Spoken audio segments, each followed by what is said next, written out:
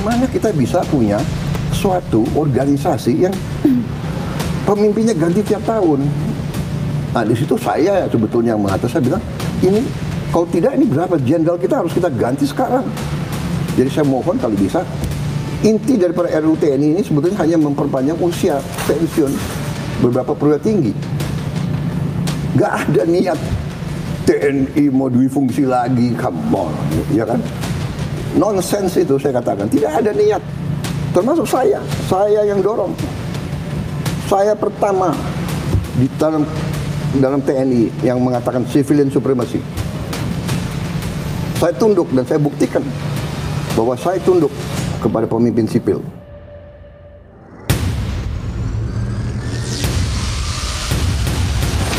Dan memang ada perubahan, tetapi barangkali 26 tahun ya reformasi, kita tidak bisa lagi hanya mengenang reformasi gitu.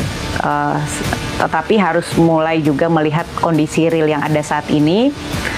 Ada begitu banyak mungkin perbedaan, gap dari apa yang diharapkan di masa reformasi dengan apa yang saat ini kita temui dalam bidang ekonomi, hak asasi, penegakan hukum.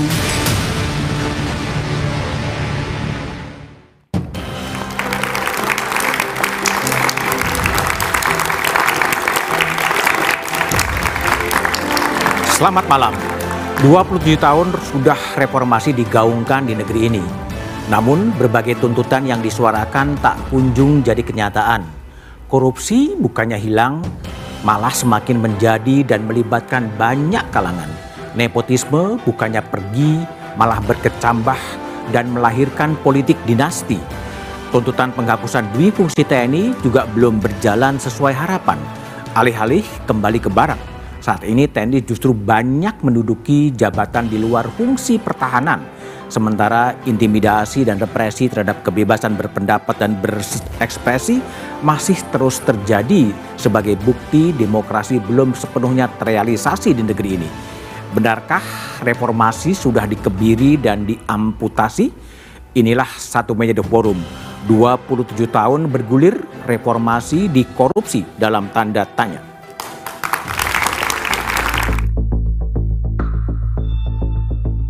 "27 tahun sudah, reformasi digaungkan di negeri ini."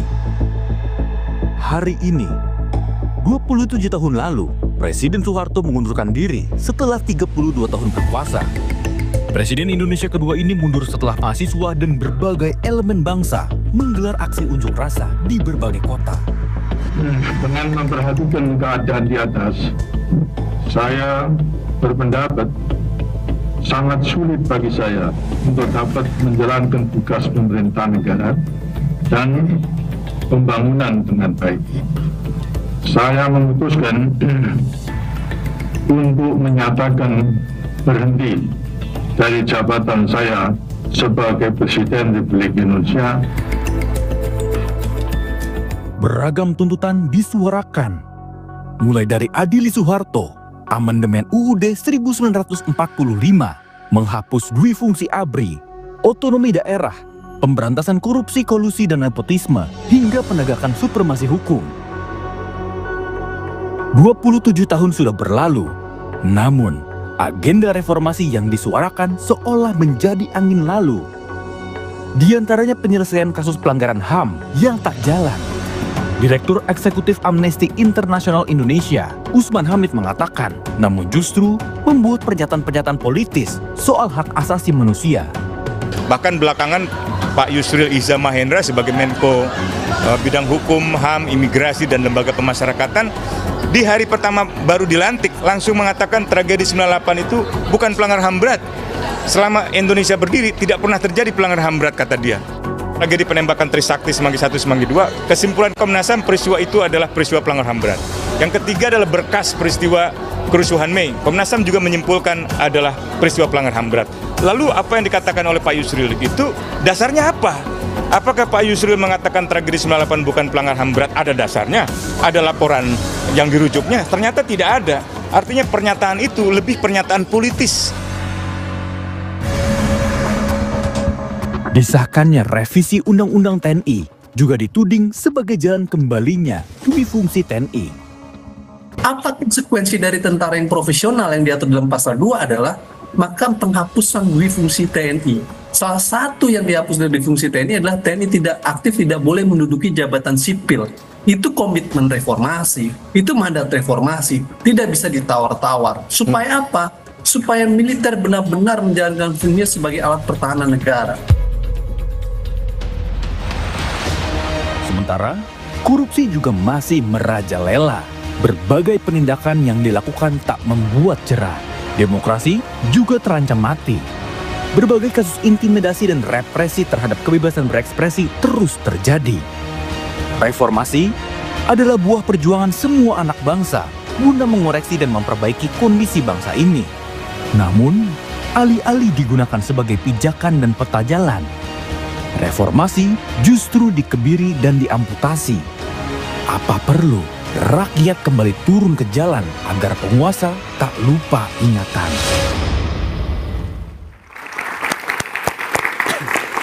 27 tahun bergulir reformasi di korupsi, dalam tanda tanya, itulah tema Satu Meja The Forum malam ini. Telah hadir di studio Muhammad Kodari, Wakil Kepala Staf Kepresidenan. Bang Kodari, malam.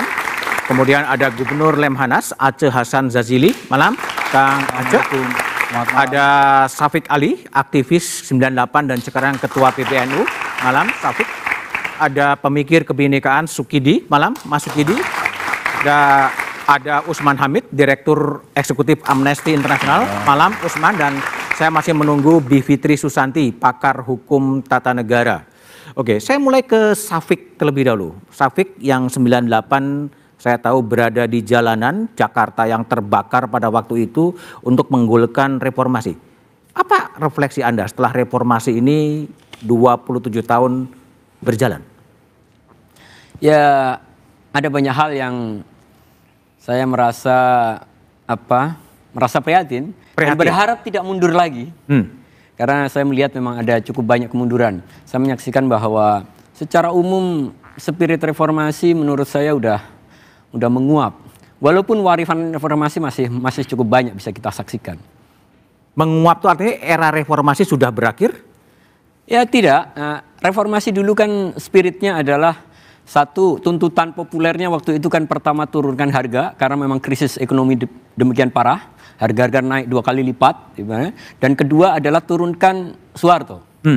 Sebuah kekuasaan tiran yang berkuasa selama 32 tahun dengan sangat kejam dan sangat sentralistik. Baru kemudian ada tuntutan-tuntutan lain. Cabut dui fungsi ABRI. Kenapa? Karena memang tentara menjadi instrumen Orde Baru waktu itu untuk melakukan kekerasan di berbagai tempat. Dan juga pencabutan dui fungsi ABRI. Nah, semangat saya kira untuk membangun sebuah ekosistem yang demokratis, spirit untuk membangun sebuah keadilan ekonomi yang menjadi spirit pada saat itu, menurut saya tidak terlihat. Tidak terlihat? Tidak terlihat, walaupun warisannya masih ada. Kita saksikan bahwa kita masih menyaksikan ada BPJS gitu ya. Ada beasiswa LPDP, ada BLT yang dulu tidak ada. Sejumlah warisan reformasi ada, tetapi spiritnya makin hari saya melihat bahwa itu tidak dimiliki oleh elit-elit kita. Oke, baik Syafiq. Usman Hamid dulu berada di Trisakti ketika teman-teman Anda kemudian ditembak ya. 27 tahun kemudian, apa yang Anda rasakan? Anda happy, Anda kecewa, atau Anda gimana? Hari-hari pertama ketika peristiwa 12 Mei 1998 itu terjadi adalah hari-hari yang kami bayangkan ke depan akan ada keadilan. Ternyata seperempat abad berlalu, keadilan itu belum juga terengkuh.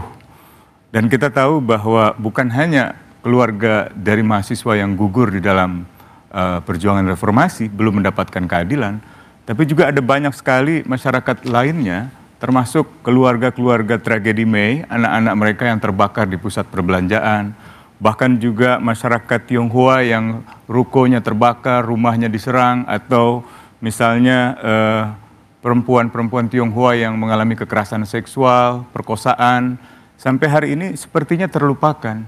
Dan pemerintah seperti bukan hanya melupakan, bahkan tidak mengupayakan sama sekali adanya supremasi hukum dan hak asasi manusia seperti yang dulu kita cita-citakan. Tadi di awal ada introduksi pernyataan saya yang menyikapi pernyataan Menko Hukum, HAM, dan Imigrasi serta Lembaga Pemasyarakatan. Di hari pertama pemerintahan yang sekarang justru menyangkal tidak ada pelanggaran HAM berat di dalam tahun 98. Tidak ada pelanggaran HAM berat selama Indonesia berdiri. Pak Menko ini dasarnya apa? Hasil penyelidikan Komnas HAM terhadap tragedi-tragedi 98 dari mulai penembakan mahasiswa, kerusuhan Mei, sampai dengan penculikan aktivis, seluruhnya ada dalam 3 berkas disebut sebagai pelanggaran berat hak asasi manusia. Demikian pula kalau kita lihat misalnya hasil-hasil investigasi tim gabungan pencari fakta yang dibentuk oleh Presiden Habibie. Ada kerusuhan by design yang terjadi di balik serangan terhadap kelompok minoritas Tionghoa. Nah, hingga hari ini pemerintah seharusnya setidak-tidaknya menerangkan apa yang terjadi. Mengapa itu bisa terjadi? Mengapa ada kebencian dan serangan terhadap orang-orang dari Tionghoa misalnya gitu. Dan apa yang kita bisa perbaiki dari situ? Kalau memang belum bisa mendapatkan keadilan. Nah, alih-alih keadilan diberikan, justru penyangkalan. Ini kan menyakitkan keluarga korban yang berharap keadilan. Baik, Usman. Mas Kodari sebagai Wakil Kepala Staf Kepresidenan, bagaimana Mas Kodari melihat 27 tahun reformasi yang Syafiq, saksi-saksi ada di sini, dan sekarang perjalanan 27, menurut evaluasi Anda gimana? Ya, tentu ada banyak kacamata ya yang bisa dipakai dalam melihat peristiwa tahun 98. Kalau kita lihat dari kacamata ekonomi, pada waktu itu ada krisis ekonomi yang kemudian bergerak dan bergeser menjadi sebuah krisis politik di mana teman-teman aktivis mahasiswa menjadi bagian penting di dalamnya. Dan pada hari ini setelah berjalan 27 tahun, saya kira kalau kita bicara politik, memang salah satu perubahan yang paling besar yang bisa kita saksikan adalah perubahan dalam dinamika politik. Yang pertama tentu saja bahwa kekuasaan tidak lagi sentralistik seperti dulu, presiden tidak lagi tanpa batas, kemudian wewenang dari presiden juga sudah banyak dibatasi, baik oleh parlemen maupun cabang kekuasaan yang lain. Lalu partai politik tidak lagi tunggal, Golkar seperti dulu, sekarang banyak partai politik, jadi terjadi pluralisme yang sangat luar biasa. Kemudian kalau bicara misalnya otonomi daerah, sekarang diberlakukan otonomi daerah sangat masif, terutama pada tingkat kabupaten kota. Lalu ya saya kira semua perubahan-perubahan itu terakomodasi atau tercermin paling nyata dalam Undang-Undang Dasar 45 yang diamandemen sebanyak 4 kali. Nah, saya mau mengatakan begini, ketika kita bicara perubahan itu ditempa dalam sebuah proses dan waktu.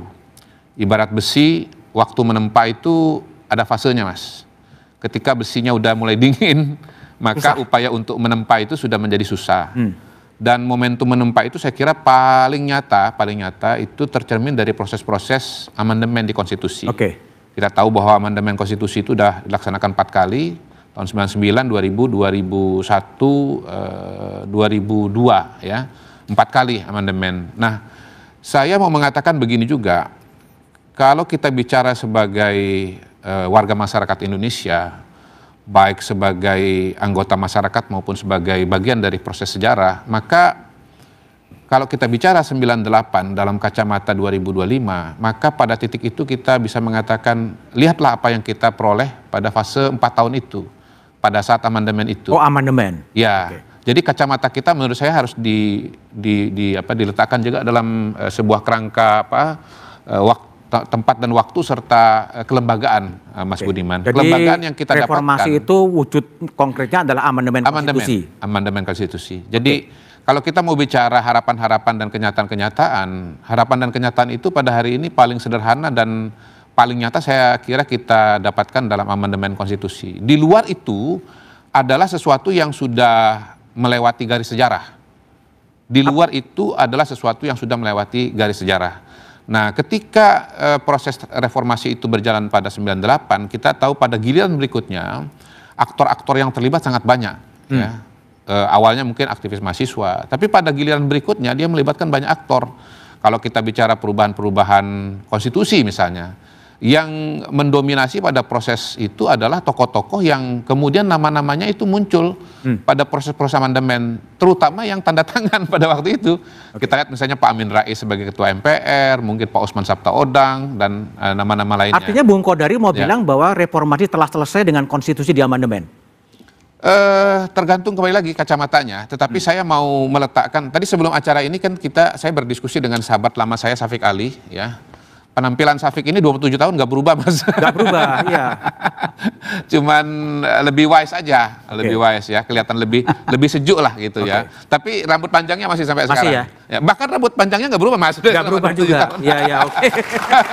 Ini kan sahabat lama semua. Jadi maksud saya begini, ya tadi kita diskusi, kok kita bicara mengenai amandemen terus setiap tahun. Nah, pada titik itu saya mengatakan, iya juga ya, berarti kita harus narik suatu garis sejarah, suatu proses di mana kita harus mengatakan amandemen itu sebetulnya bukan amandemen, reformasi itu sebetulnya apa bentuknya dan kapan dia dalam tanda kutip berhenti ya, pakai tanda kutip, sebagai sebuah peringatan, sebagai sebuah evaluasi kita lakukan tiap tahun, tapi sesungguhnya sebagai sebuah proses politik yang nyata dan konkret, saya melihatnya dia dalam tanda kutip berhenti pada tahun 2002 dengan amandemen pada waktu itu. Dan pada hari ini kalau kita mau mengatakan kita reformasi lagi, lanjutkan reformasi. Lanjutkan reformasi. Rasanya agak susah.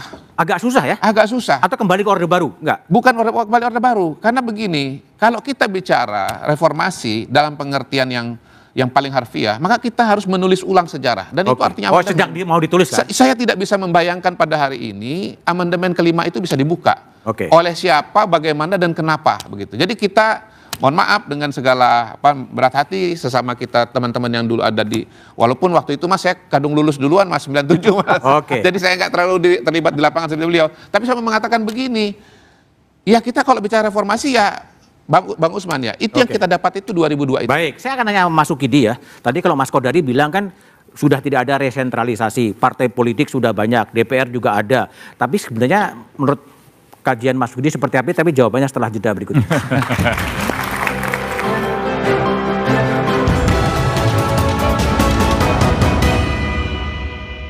Polisi dan Bea Cukai ungkap